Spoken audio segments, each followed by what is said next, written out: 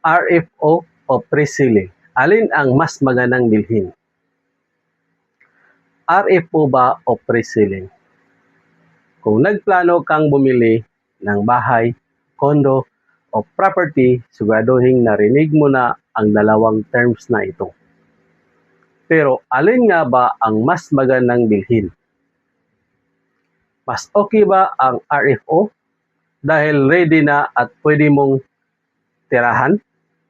O mas sulit ba ang pre-selling dahil mas mababa ang initial price at mas flexible ang payment terms? Sa video na ito, pag-usapan natin ang advantages at disadvantages ng RFO at pre-selling para malaman mo kung alin ang mas bagay sa budget at purpose mo. Una, ano ang RFO? Unahin natin ang RFO o Ready for Occupancy. Ibig sabihin, tapos na ang property at maaari nang i-occupy o tirahan. Subject siyempre sa turnover requirements ng developer.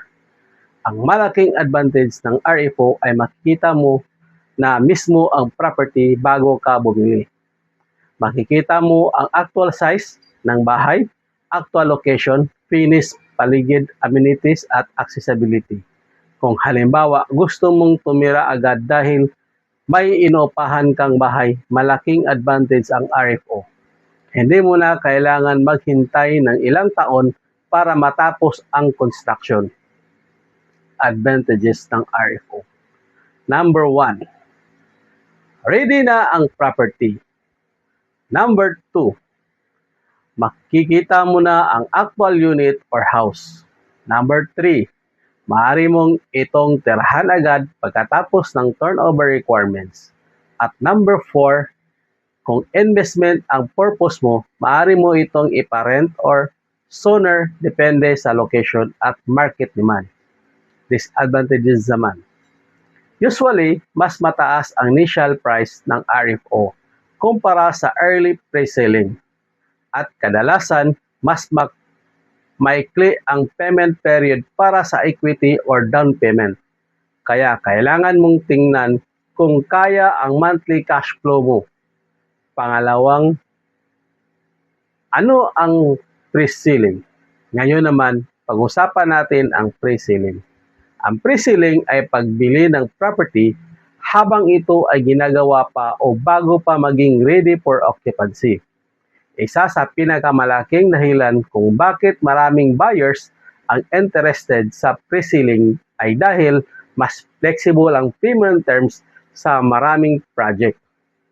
May mga development na nag-o-offer ng installment para sa equity habang ongoing ang construction. Advantages ng pre-selling. Number 1, potentially lower introductory price. Depende sa project at developer. Number 2, mas mababa ang payment period sa ibang project. Number 3, mas mababa ang kailangan mong initial cash flow sa ilang payment schemes. At ang number 4, kung maganda ang location at development, may potential na tumaas ang value ng property habang papalapit na ang completion. Pero tandaan, potential appreciation ito ay hindi guaranteed profit. Disadvantages naman. Hindi mo na nakikita ang fully completed property. Kailangan mong maghintay hanggang completion or turnover. At dahil future property ba ito, kailangan mong maging mas maingat sa developer, project, status, turnover, timeline, at kontrata. Kaya huwag basta-basta bumili dahil lang mura ang pre-selling price. RFO versus pre-selling. Ngayon, alin ang mas magandang bilhin? Ang sagot, depende sa purpose, budget, at timeline mo. Kung ikaw ay end user at kailangan mo ng tirahan ng property zone, mas practical ang RFO. Pero kung hindi ka naman nagmamadali at gusto mong magkaroon ng mas flexible payment option, maaaring mas interesting ang pre-selling. Kung investment naman ang purpose mo, huwag presyo lang ang tingnan. tignan mo ang location, developer, potential demand, rental market, accessibility, nearby establishments, total acquisition cost, payments term. Halimbawa, mura ang pre-selling property pero mahina naman ang rental demand at malayo ang sa important establishment. Samantalang may RFO property na mas mahal pero nasa magandang location at madaling iparenta. Kaya hindi automatic na pre-selling better investment at hindi rin automatic na RFO better investment. Kailangan talagang pag-aralan ang property. Simple example. Para mas madaling maintindihan, ganito. Halimbawa, may dalawang property. Property E, pre-selling. Mas mababa ang starting price at mas may installment payment habang ginagawa pa ang property. Property B, RFO. Mas mataas ang price pero ready na at maaari mo nang magamit after turnover. Kung may budget ka ngayon pero hindi mo kailangan tirhan agad, maaaring mas bagay sa iyo ang pre-selling.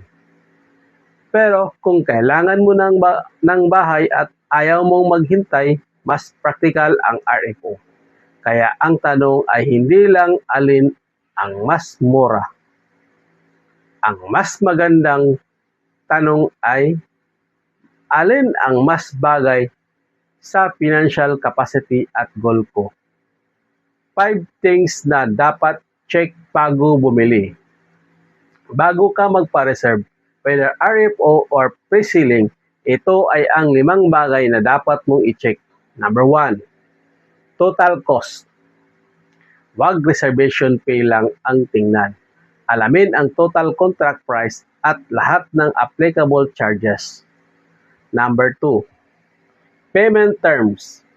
Magkano ang reservation, equity, monthly amortization at kailangan magsimula ang bank or Pag-ibig financing. Number 3, turnover. Kung pre-selling, alamin ang expected turnover date at terms ng turnover. Number 4, developer. Research the developer. Tingnan ang track record, project quality at previous developments. Number 5, purpose. Tanungin ang sarili. Bibili ba ako para tirahan, iparenta o investment? Dahil ba ang strategy depende sa purpose mo? Final verdict. So, RFO or pre-selling. Kung gusto mo ng ready property, actual viewing at mas mabilis ang occupancy, consider ang RFO. Kung gusto mo naman ng early stage property, possible introductory pricing at potentially longer payment terms, consider pre-selling. Pero tandaan, hindi porket pre-selling automatic na mas maganda. At hindi rin porket RFO automatic na mas magandang investment. The best property is the one that matches your budget, financially, capacity, timeline at purpose. At bago maglabas ng pera, siguraduhin malinaw ang competition, contracts, payments term at property documents. Kung kailangan mo ng assistance para mag-compare ng RFO at pre-selling properties, message me. Tulungan kitang tingnan ang option best sa budget at goal mo. At kung bibili ka ng property, make sure na makipag-transact lamang sa property accredited and registered real estate professionals. Kung makatulong sa iyo ang video na ito, like, follow at share para mas marami pang future homeowners at property investors ang matulungan natin. Ako si Albert, the PRC accredited at tandaan. Ang real estate, hindi lang dapat marunong bumili, dapat marunong ding pumili. See you in the next property tips. Goodbye!